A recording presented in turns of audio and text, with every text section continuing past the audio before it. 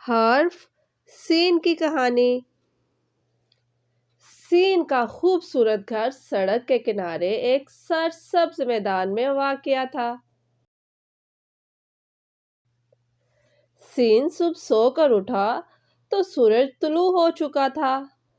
سین آج بہت خوش تھا کیونکہ آج اس نے اپنے دوستوں کے ساتھ سیر کے لیے جانا تھا۔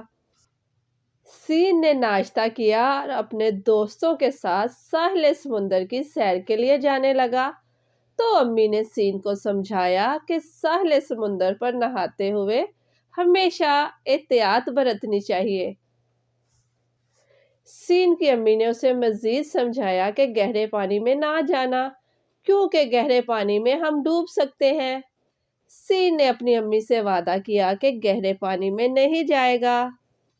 سین نے اپنا سامان لیا اور اپنے دوستوں کے ساتھ ساحل سمندر کی طرف روانہ ہو گیا۔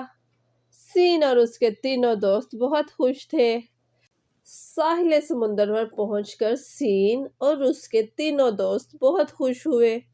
وہ چاروں دوست خوب کھیلے۔ کھیلنے کے بعد وہ چاروں نہانے چلے گئے۔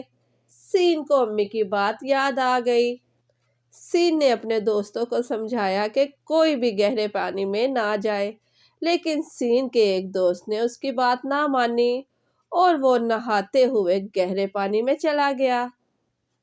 گہرے پانی میں جانے کی وجہ سے وہ ڈوبنے لگا اور مدد کے لیے پکارنے لگا۔ سین اور اس کے دوستوں نے اپنے دوست کو ڈوبتا دیکھ کر شور مچانا شروع کر دیا۔ بچوں کا شور سن کر ساحل پر موجود محافظ سین کے دوست کی مدد کے لیے پہنچا اور اسے ڈوبنے سے بچا لیا۔ ساحل پر بحفاظت پہنچنے کے بعد سین کے دوست نے محافظ کا شکریہ ادا کیا اور وعدہ کیا کہ آئندہ وہ نہاتے ہوئے گہرے پانی میں نہیں جائے گا۔ حرف سین، آواز س، سورج، سمندر، ساحل، سڑک، سورج، سمندر، ساحل، سڑک۔